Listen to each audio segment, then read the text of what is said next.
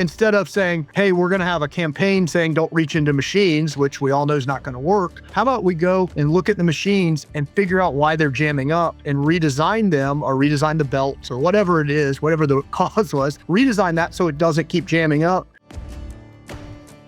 Welcome to the Canary Report, the podcast where risk leaders, safety professionals, and operational executives come for real-world stories and smarter strategies to keep people safe. I'm your host, Michael Zhao. In each episode, I sit down with exceptional leaders who are transforming how risk and safety are managed. Whether you're a leader of a nationwide EH&S program in a high-risk industry, or you champion workplace safety across 200 retail locations, this podcast is for you. Let's get into it. Welcome to the Canary Report, podcast where risk leaders, safety professionals, and operational executives come for real-world stories and smarter strategies to keep people safe. I am your host, Michael Zhao, the founder and CEO of Yellowbird. Today, I have James Ferrell. He is Senior Director of Security and Safety at Perdue Farms. James comes from an amazing background, and I will tell you all about it, and we'll talk about it. But a little bit about Perdue Farms and James as an individual, why we should listen to what he has to say, because he has immense experience and knowledge. But most importantly, he's working for an organization that has a 100-year history of family ownership. They're mission-rooted and responsible food production. He is one of the most respected men in safety in general, and they are one of the most respected companies in food and agriculture for over 100 years, as I mentioned. They're a global leader in non-antibiotic ever proteins, which is fantastic, organic agriculture, animal welfare innovation, and sustainable farm partnerships. So welcome, James, and thank you for joining us. Well, thanks for having me. It's a pleasure. Thank you again. So I guess first and foremost, we're an industry, and we are a company at Yellowbird, but also we're an industry of humans first. And I always like to start off by understanding the human being I'm talking to before I talk about what you do for work. So James, tell us a little bit about your upbringing, your journey, career and otherwise, family, kids, whatever you'd like to share with us. But I'd really love to hear about you. So don't be bashful. No problem. Yeah, I'll give you the quick pitch. So I grew up in Central Florida, and there's a lot of parts of Florida. It's a big state. I grew up in the rural part. So my neighbor had 10,000 acres of cattle farm. So people think beaches and South Beach, but I lived in the country, way out in the middle of nowhere. So kind of grew up that way, a bunch of farming. So when it came time to go to college and get out of the small town type mentality, the military was something that interests me, and it seemed like a way to start that path. So I was really looking at ROTC and different things like that, but got some really good advice and ended up going out to the United States Air Force Academy in Colorado. So one of those critical decisions that I made in my life, to head out there, and I planned to go out there and get the best education I could and serve my country, and then get out and do something else. So that was kind of always my thought. But got out there, and plans change. You never quite know what you're going to do, and then I ended up becoming a pilot out of the Air Force Academy. So spent 15 years active duty, another 6 in the reserves after that. I lost count, it was 85, 86 countries across the world. So somewhere in that mindset. Lived in all over the place as far as Tokyo, lived in 13, 14 different states. So just a long career. Met my wife while I was in pilot training. So we're going on 25 years this year. So it's pretty amazing. Congratulations. I am as well. 25 years with my wife as well. So congratulations. It's fantastic. The difference with me is I've still got little kids. Being in the military, doing what I did, it wasn't the right time to start a family when we got married and did that. So we didn't have our first child till right before our 10th anniversary, a couple days before our 10th anniversary. So she's turning 15 this year, and got a little guy who's 6. So still got a busy family life there. Like I said, military wise, I I started out in cargo 130s, flying cargo aircraft in the Pacific, so all over. What kind of range did those have out of curiosity? Like Yeah, what? those were medium. So, we could make it halfway across the Pacific. So we'd always have to stop in Hawaii, Well, which wasn't we bad. didn't want to do that. You want to get all the way. Yeah. So, Okay. yeah, tactical. So it all depended on your Yeah. cargo, but 1,000, Sure, of course. 1,500 miles type Right. area. And then I transitioned to special operations. So I spent most of my career as a special operations pilot, and got to be one of the first V-22 Osprey pilots in the Air Force, the tilt rotors. So I tell people I had a startup experience in the military, which is not a normal experience. So did a lot with that. So it was definitely an interesting part of my life, but again, at that 10-year point, had my daughter. Kind of told the military I was going to do one last tour. Went out and became an instructor, so I wasn't gone quite as much. I was still working a lot, but I wasn't gone quite as much. And then decided to get out and transition into the business world. I always kind of knew I'd do that, but went that direction just to be home and have a little more control over my life, just kind of that. So took a job out on the West Coast and with Foster Farms, another food company. Had never been in food, never done anything in protein. Learned a lot. Spent 9+ years out there, and then got the opportunity I am now with Perdue Farms. So it's been a whirlwind journey, but that's a little bit about me. That's fantastic. I mean, we could spend the entire discussion around your experience as a pilot and in all these countries. Now, were you in theater at all? Did you actually, did you have to serve during a war? Yeah, I got my wings in July 2001. So September, the world changed. So going through all training and everything, never thought of anything but, September. So I spent pretty much my entire career in some sort of combat role or mission or everything. I mean, that was just the life, after September 2001, the world changed. Absolutely. Well, and I've had the honor of having two Air Force retirees on my podcast today. I'm literally back to back, two very distinguished and honored members of our military. So I'm honored to be part of that. Now, the Osprey, I have to ask you, is it as difficult to fly as people say? I've read and seen things on it with the tilt rotors. It goes up like a helicopter, shifts forward. You were in the earliest edition of it. So how was that? Yeah, I was. So I was one of the very. I didn't do a lot of the development tests, but I did all the operational tests. So I was Yeah. on it before it was commissioned as a operational capability. So I did a lot of early testing. The test environment's talking about safety, completely different environment when you're testing something that's unproven. Yeah, I mean, I did do some of that. Was it hard to fly? I mean, every aircraft's hard to fly. It has its own quirks. Well, It definitely had its challenges. It was brand new. I mean, it was a new way to Right. think.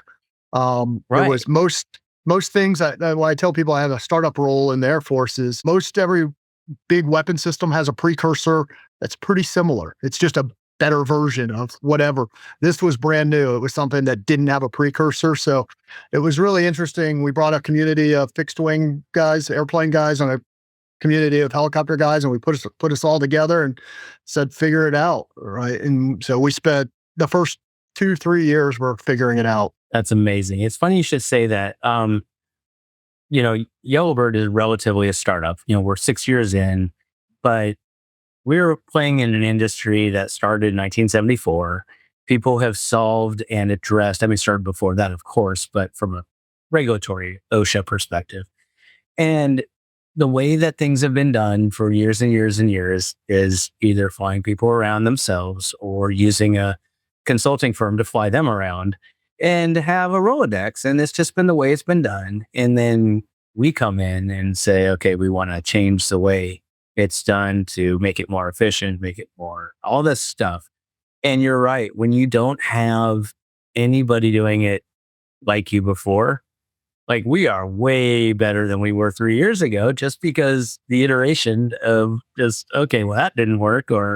And so it's interesting to hear, even at a level that you were playing with that, the plane and learning and iterating. It's like every weapon system is a better version of the last one. The first one is always a little sketchy, right? You're right on it. And it's interesting because I think it shapes my philosophy now a lot of because I was in a giant bureaucracy, right? And a lot of people talk about how to get through the bureaucracy, but doing something innovative in a bureaucracy. And I think that's something that we all fight is keeping that innovation alive and being able to see the potential. People lose that when they get in big organizations. They just become a cog instead of, hey, we can really change. And that gave me an experience early in my life that, hey, even in a big organization, you can change and do something really innovative. And, that's kind of what we try to keep pushing for. Cause that's, again, just like you said, you got to do things different if you really want to change the game. So it's interesting. So earlier's conversation was a gentleman named Justin, and you'll hear his podcast later. So I won't give anything away. But his passion is actually he is a DIY drag racer. And he builds these 1,100 horsepower, normally aspirated Mustangs, but they're not even Mustangs anymore. They're shells of what they look like a Mustang, but they're shells. Right. But he said, the safety and the process and the inspections and the guidelines. And it's funny because I've noticed a through line. And he was in the Air Force, and he was actually on the environmental side. He was not. He was actually an environmental EHS professional in the Air Force. But the guidelines and the structure and the checking things and making sure you're right. And he said there is a through line there. You find even those who are kind of adrenaline junkies or enjoy a little bit of risk, doesn't mean that they are unaware of what's necessary to stay safe. And I've seen it in our industry a lot. Like it's been interesting, right? So how did you end up? So you started with on the West Coast with Foster Farms, and then you ended up going over to where you are. How did that occur? Like, what was the journey that brought you over? It's kind of a short journey, but quick. So when I joined my predecessor, I've been lucky. Both the roles I've taken in the corporate world. My predecessor was still with the company when I joined. So when I joined Foster Farms, the person I was replacing was still there, and he got to mentor me, and he introduced me to who the director was out at Perdue as an industry contact to learn about the industry. So Jokes we on became him. friends. So yeah, we became friends. We talked a lot throughout, and Mhm. fast forward many years later when he was ready to retire, he reached out and said, would you be interested in potentially, looking at this position? I'm going to retire and I want to bring somebody that I trust to continue my legacy. And the Purdue legacy, as you mentioned, over 105 years. It's a long legacy, and we all are very protective of the legacy. So it was networking, right, to get to my current role, kind of work through that and keep those opportunities open. And it was the right time. Foster Farms had just been they had went through an acquisition, and they had went to a private equity firm. They were a family company when I was working with them, so it was a natural time to leave too. No, absolutely. And every business, including mine, has I can say with great confidence, I can see 3 distinct chapters in just the 6 years that we've been around. The true startup component of just figuring out who you actually, it's almost like raising a child. There's just, you're just trying not to stumble and kill yourself. Your parents are running around making sure you don't hit your head on all the sharp objects. And then you get the adolescence stage of, all right, we're figuring it out. And then all of a sudden you get into maturity, or at least you pretend you are, and you actually start figuring it out. And it's interesting because that happens with family owned businesses a lot. It really does, because when you are in that mature stage, at some point, people want to retire. People want to take their money. They want to enjoy their lives. And it's natural to do, but it does change the culture for sure. So in the world that you're living in, and I have a few statistics, and you can certainly correct me if I'm wrong, but you when you came to this organization, it was relatively stable, but had some things that wanted to accomplish. Your predecessor was exiting. you were coming in, you came from a 210 facility, 210 location, Foster Farms that you're responsible. And now you're moving into one of the most iconic brands, and you're figuring out how to go through this environment. What was it like? And now where are you from an operational perspective in the business? A lot of people aren't familiar. A lot of people know Foster Farms, of course, but Perdue Farms, I imagine people that go to Whole Foods know it, or people who go to some of the other places, organic places know it. Perdue Farms and Foster Farms were very similar, West Coast, East Coast version. Purdue's much bigger. And I would say, on the East Coast, in that area, it's well known and respected. Okay. Yeah, it's a bigger company than Purdue. It kind of depends on which coast you're on to some degree. So that's funny. Okay. Yeah. So, but tells you I'm from California, so it tells you something, doesn't it? Being out west, that's what you hear. But on the East Coast, it has more staying power, and it means a lot.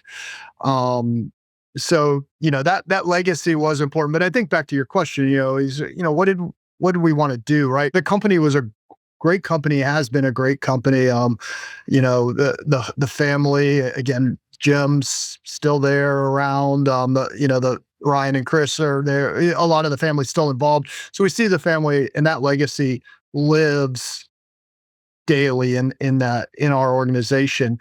So, what did we want to achieve? Well, we were a great company. And again, I wouldn't have taken the role. I knew that my predecessor, and he had done a great job, well respected in the industry. But the company, we have this vision to be not just a great food manufacturing, but be great in manufacturing. And that's all aspects. And we're leading through safety, because we know leading through safety will achieve all the outcomes we want.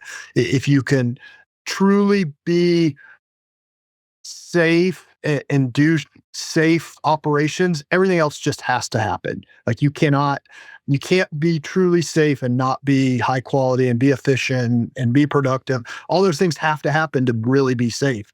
Your machines can't be breaking down and you be safe. You can't have jam ups and be safe. You can't, have things going off the rails, right? So you have to do all those things to be safe. So we really look through that's one of the ways to make us that transformation. So, that's really the big difference. It's not anything was wrong. We just want to be even better. And we know to do that, we've got to really, it's not going to be an incremental change. It's going to be a step change. So we are really looking at everything and going through a major transformation to get to that next great level. And we're honestly leading that through safety is one of the, main ways we're going to drive that and lead it. I love that. I love it for so many reasons, including the lens that you can't do things in poor quality and do them safely. You have to do high quality and do them safely, and you have to do things safely to get high quality. And it's a lot of people do not understand that. They do not realize that in their mindset. Yeah, and I think from our perspective, here at Perdue, we think about it as to really be safe, you have to build a great process, and you have to really build a great process that's supported by great engineering, all those things. So you get all those other things to really be safe. So again, we're not trying to band-aid things. We're not trying to put programs in. We're trying to really be safe. So fundamentally get down to the root of what we do and rebuild it up to be great.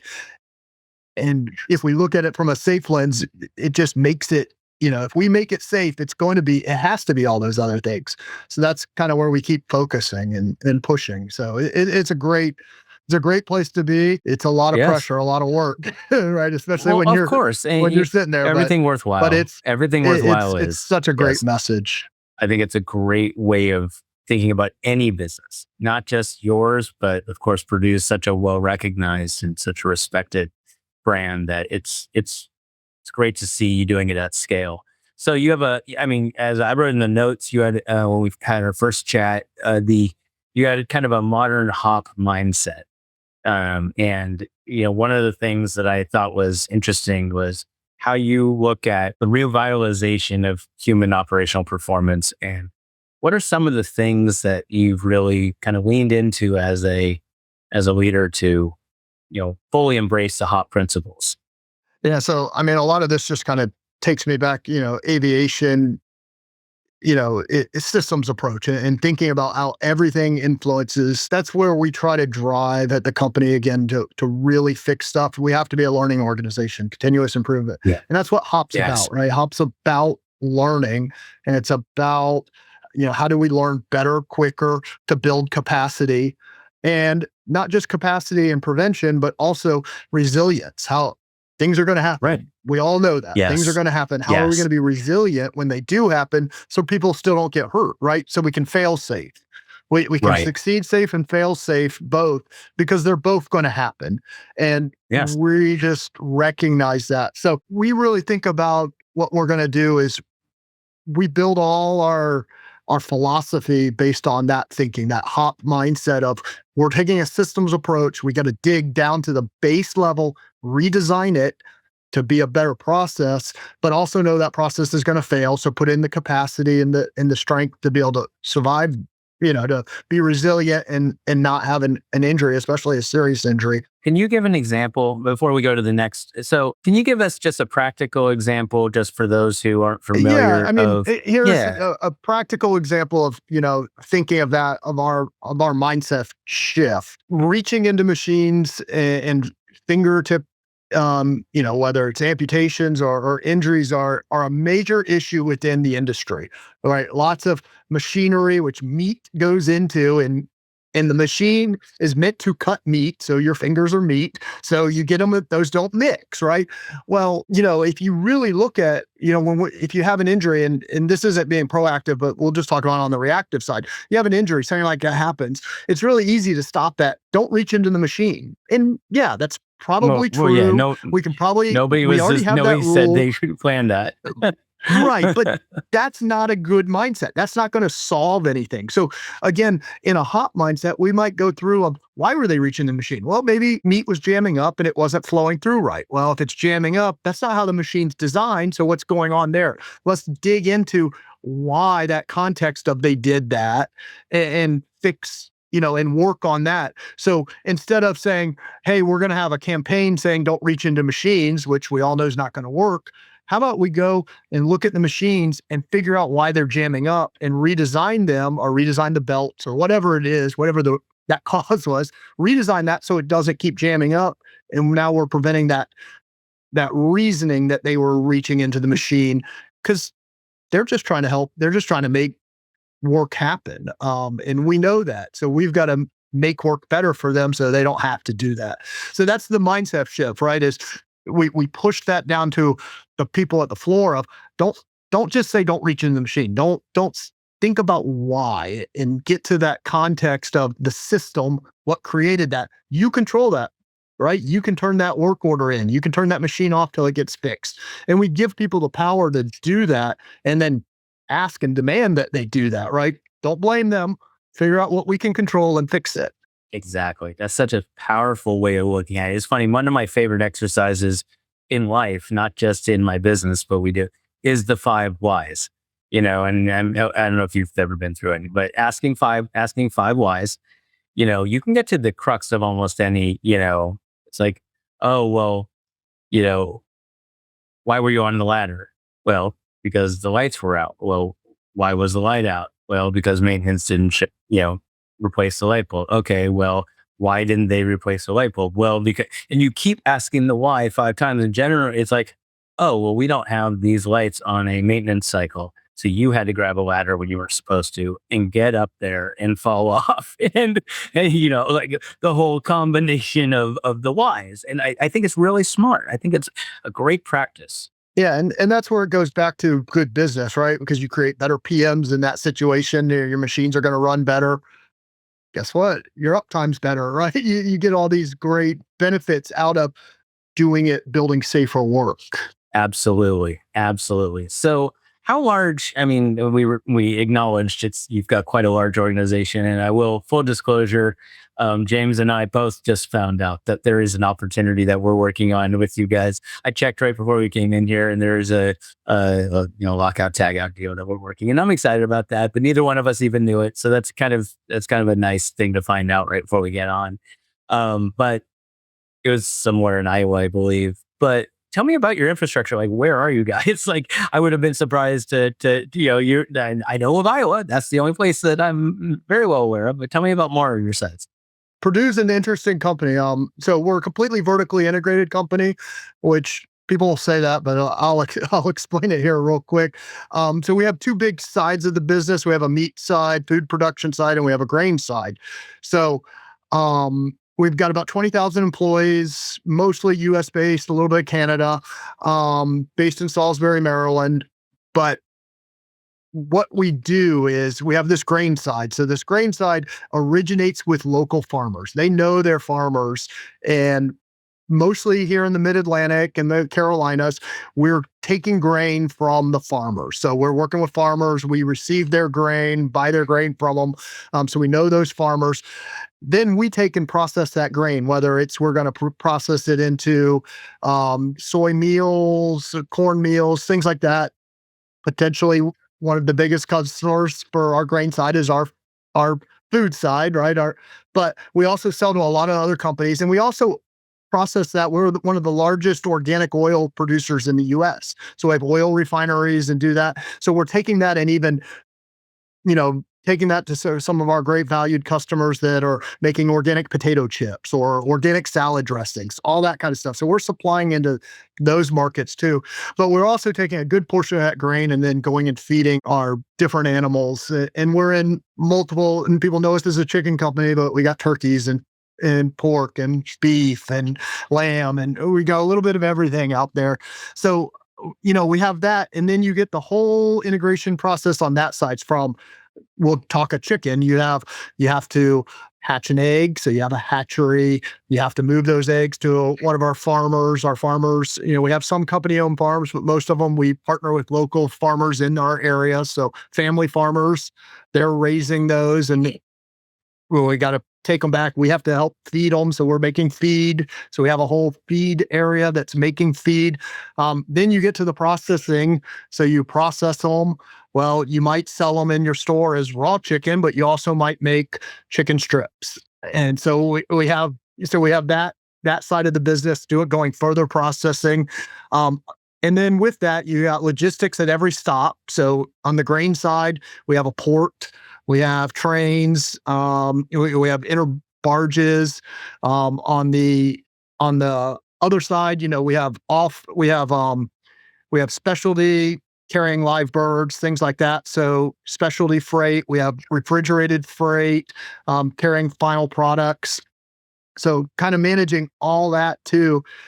And then a lot of different, we got the pet food areas, making pet food and different things. They're all kind of variations of the same, but we go all the way from the farmer growing grain all the way to shipping it to the store, in a refrigerated truck. So managing all that across that, it's a pretty special organization, over 20,000 associates making it happen every day. Wow. And, Yes. from a corporate standpoint, it's interesting because we can't just think about the plants. We can't just think about the grain. We have to think about it all. In building a corporate culture, we have to make things that work everywhere. And we have facilities that have two people in them. A small little grain receiving spot might have two people, but we also have facilities that have 2,000 people. So we got to have things that work for both. So it's definitely an interesting business. It's interesting that you should say that, because I keep finding, and it really, did not expect this in today's conversation. I'm finding the likenesses between our businesses, and there weren't any in my head when we started, other than the commitment to safety excellence and the commitment to serving our fellow human being that does the job. But it sounds to me like you've got everything from different state and local OSHA, you've got environmental, you've got Department of Transportation and Transport, because now you've got trains and trucks and different things. You've got manufacturing, you've got ag.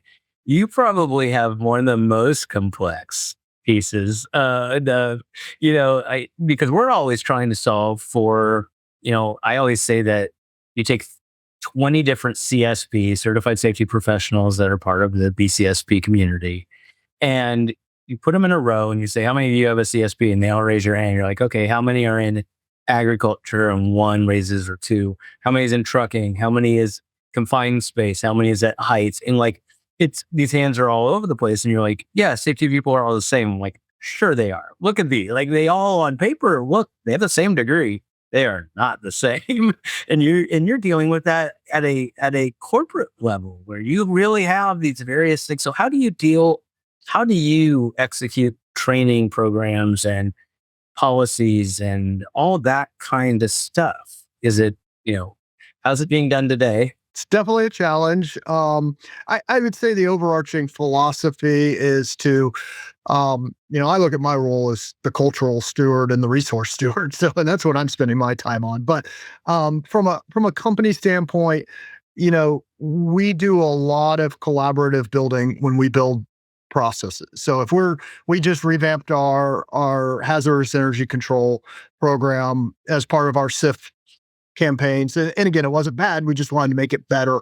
And we brought a cross function. So we spend a lot of deliberate effort to make sure we represent the different parts of the organization to come together to build things when we build them. So it might take a little longer, might be a little more difficult, but it makes sure that everybody talks and understands the different environments. Again, think back to the HOP principles, right? The context, the environment matters. And when we think about that when we're building even programs, like, is this going to work everywhere? How's it going to be working? And then what we try to do is we try to write stuff as flexible as possible. We have high standards and we set our standards, and we're not scared to set our standards. We don't write programs that are just OSHA. We don't just copy the law. We write what we're really going to do, and we say, hey, this is our bar. But then we give you a lot of flexibility on how to achieve that bar, so we can make it work in a grain silo versus a production plant. And then we're committed to revamping it, right? Because it's never going to work the first time, right? We're going to get out there, we're going to start it. And that's really just being a continuous improvement mindset of, hey, let's do it, see how it works. And again, that probably goes back to my, again, startup, you in the startup world, growing up. Hey, you got to try stuff. And if it doesn't work, you just change it. Right. And exactly. And I don't let it get in the way of, hey, we'll try it. If it doesn't work, we can always change it. We'll say what we're going to do. We're going to try it and we'll listen. So I think having that communication. The logic path worked. On paper, it works. Now let's see if it works in reality, because on paper, this seems like a good plan. And 85-90% of the time it was. We used to say in the flying world all the time, a plan's just a place to start to deviate from. That's all it is. It's your starting deviation point. Like, I love it. It's funny because what we're spending the most time doing these days at Yellowbird is we're actually doing a lot of monthly surveys on the same thing to track progress.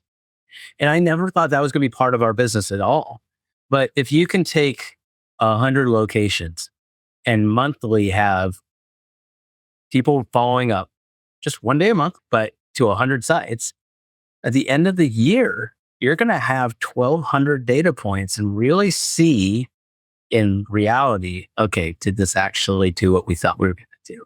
The way it's always been done is you fly people around and then spot check, because it's economically impossible to be able to check all 100 sites within 12 months and get any real data. And so I think people are realizing being able to go on a site for 4 hours once a month, it's a powerful thing. And so and we always thought it would be good for training, but I never thought the survey side. So what, from a practical perspective, overarching, well, I guess our first question is, I imagine being your scale and size and family owned, are you self-insured?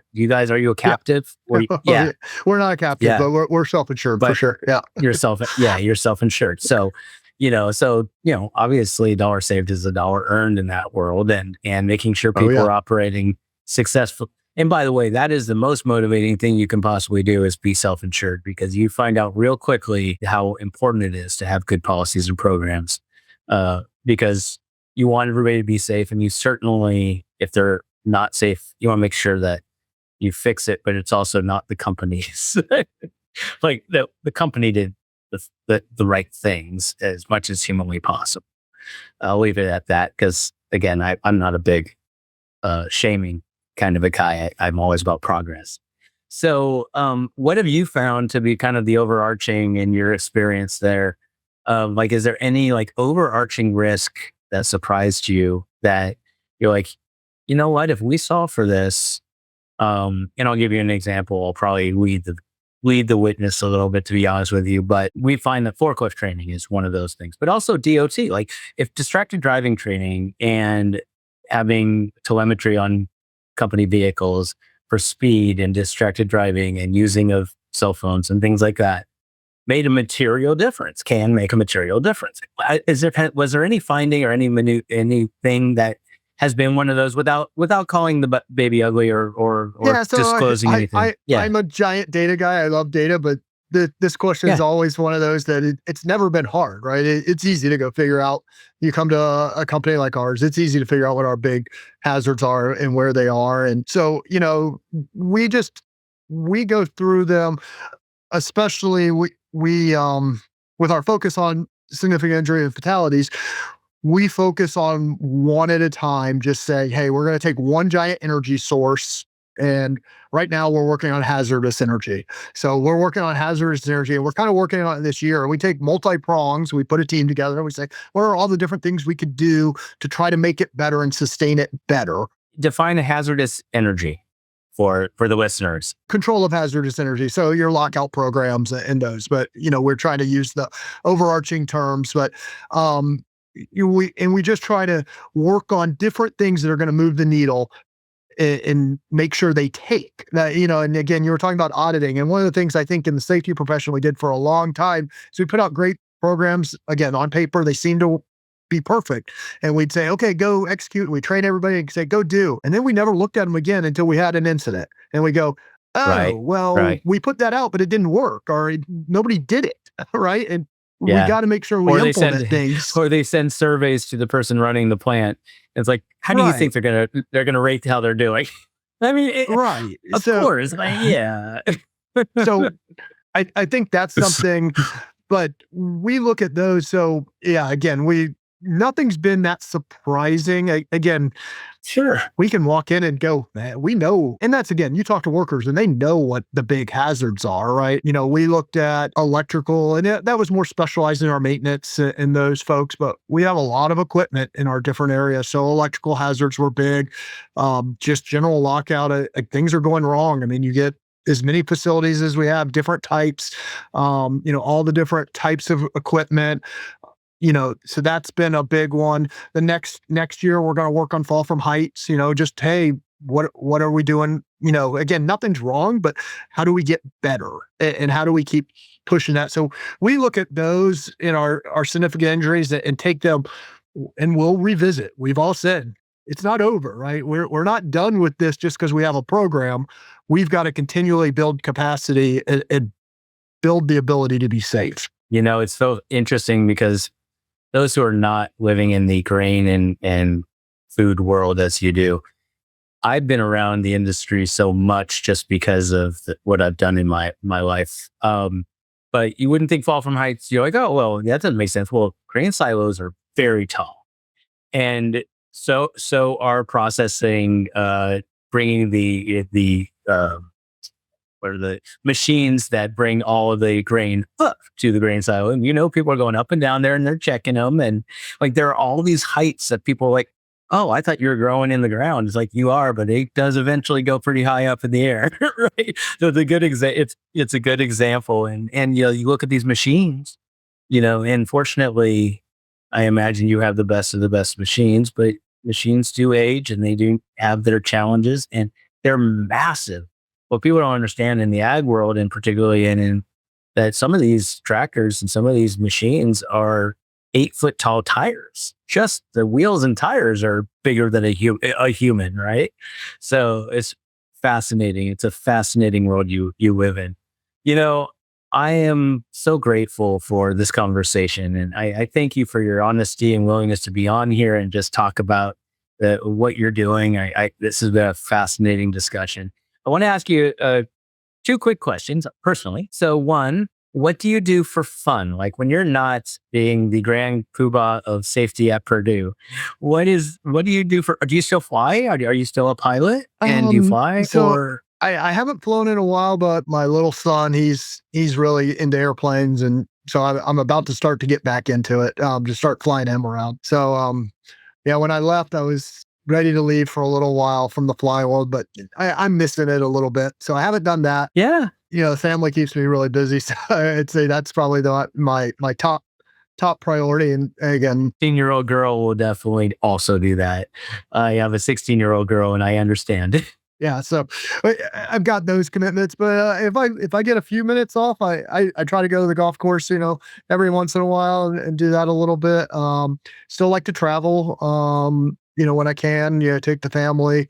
My kids have all had passports by the age of 1, so we try to get out and do things like that. So, a lot of that, just life, but I'd say recreationally, sports and golf is what I try to get myself into. Well, we'll have to swing a club next time we see each other. I'd love to take you out. I'm a one-handed golfer. I don't know if you recall that I was born with a disability, but I'm a decent golfer. I'm a 12 and Okay. I'm a 12-7 handicap, so I can hold my own. I probably not anymore. I haven't played a bit, but It'd be and fun, yeah. yeah, I do love that. And I have 3 questions to say that too. And your wife of 25 years, and again, congratulations. What does she do? And does she stay home with the kids, which is a full-time job? Does she also do Yeah, other that's things? basically been her full-time job since we've got out. She was a teacher for a long time. But Sure. once we had our daughter, she decided to take a break from that, and stays home. She actually homeschools both our children, so she's got a full-time job. So she's still a teacher, is what you're telling me. Well, that's fantastic. And on the business front, it sounds like you work for a wonderful company. So I would love to come visit you at some point. I know that you're not actually at the headquarters in Maryland, but it would it's an honor to represent your company as well as you do, and for us to be able to speak about Perdue Farms. So thank you. And I wish you, this will probably come out after the holidays, I'll be honest with you, but I hope you do have a wonderful holiday season.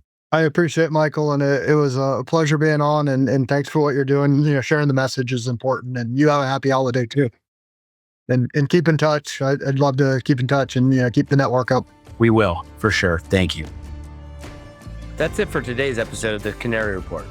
If this conversation helped you reframe how you think about risk and safety, please do me a favor. Hit subscribe, leave a review, and share it with somebody who needs to hear it. We're building a new category of safety and risk leadership, one that's faster and smarter.